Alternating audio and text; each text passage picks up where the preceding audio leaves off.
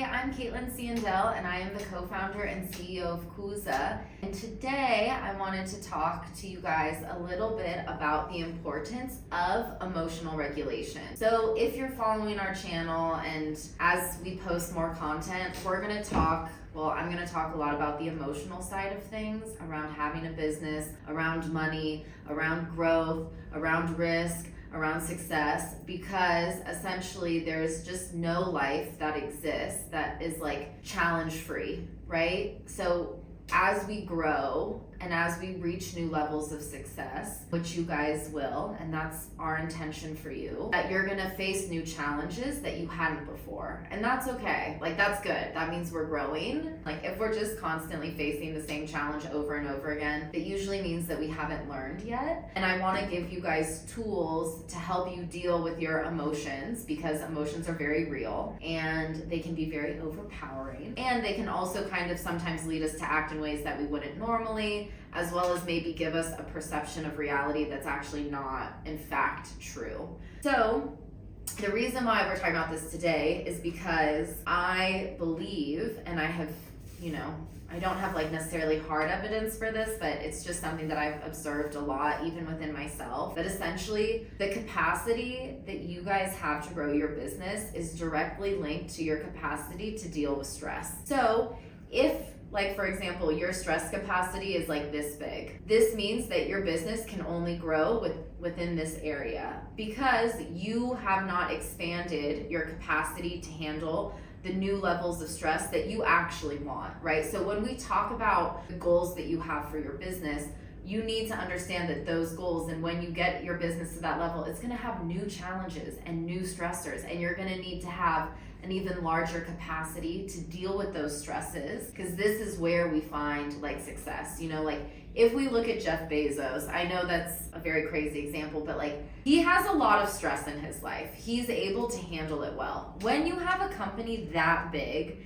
and that well known and just that's making that much money, you have governments on your feet, you have people on your feet, you have relatives at your ankles, you have employees, you have employee rights, and you just have the global world constantly looking at you and analyzing you. That is stressful. His capacity to handle stress is massive.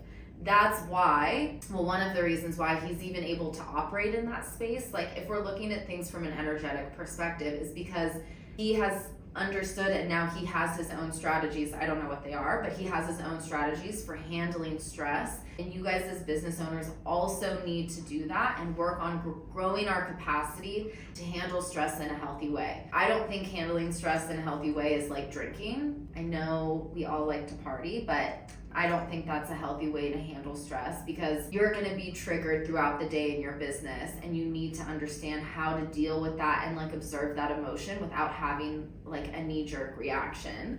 This is usually why I really advocate for business owners to practice meditation. I practice meditation daily, and it's very much a meditation practice, not a meditation perfect. And it does allow you to start, and it's free, and it allows you to start to become more aware and like friends with your emotions and like your mind, because the mind is crazy and it will run you in every direction. So if you have never meditated before and you're interested in meditating, this is what I would recommend. That you find a quiet place and you start with like 3 to 5 minutes. Set 3 to 5 minutes on your phone, find a quiet place, so you're gonna close your eyes, and then you're gonna take 3 big deep breaths, and then after that, you're just gonna start to breathe normal. And then you're gonna count your breath. So every time you breathe in, it's 1, and when you breathe out, it's 2. And you can just do this in your head. Breathe normal. You don't need to be like, that's not normal. Like, just breathe how you normally breathe. And then count your breaths to 10. And then when you get to 10, you're just gonna start over from 1. You will notice that most likely you'll be counting, and then all of a sudden your mind is gonna take you in a direction. Oh my God, what are we having for dinner? Have I picked up the kids? Wow, do you remember that really embarrassing moment in like elementary school? Oh my God, do you remember it? Oh, let's think about this ex. Oh, like the mind will literally take you everywhere. When you realize that your mind has gone off the rails, you just start back at 1, and then again you count 10, and if you can make it to 10, you start back at 1, and just do that for like 3 minutes. If 5 minutes is too much, do that for 3. You can do it for 5, and just see how it makes you feel afterwards, and like be curious around the experience. We're gonna talk more about the subconscious mind and emotional regulation and different ways that you guys can handle it, and how do you become friends with your emotions, and what are emotions really trying to show you, and how you can actually use your emotions for like a lot of growth in your business.